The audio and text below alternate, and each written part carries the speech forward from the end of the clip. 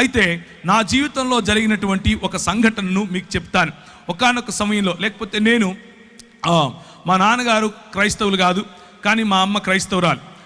మా అమ్మ ఎక్కువగా క్యాథలిక్ సంఘాలకు వెళ్ళేది. నేను క్యాథలిక్ సంఘాల్లోనే మా పేరు పెట్టారు, క్యాథలిక్ సంఘాల్లోనే మేము ఎదిగాను. ఆ తర్వాత గుండ్లు కొట్టించుకుంటూ తిరిగే టైప్, అంటే వేలాంకనికి వెళ్ళటం, ఇలాంటి పరిస్థితి. నేను చిన్నతనంలోనే తల్లిని విడిచి హాస్టల్కి వెళ్ళిపోవటం, అక్కడ ఉండటం. ఆ తర్వాత 10వ తరగతి, మా ఊరు కడప, మా ఊరికి తిరిగి రావటం. ఆ ఊరిలో భయంకరమైనటువంటి అల్లరి, భయంకరమైనటువంటి గొడవలు, భయంకరమైనటువంటి ఫ్యాక్షనిజంలో పడిపోవటం. అలా పడిపోయిన తర్వాత ప్రభువు నన్ను రక్షించటం, నీవు లోకమునకు వెలుగై ఉన్నావు అన్నటువంటి మాట చేత నా జీవితాన్ని మార్చటం.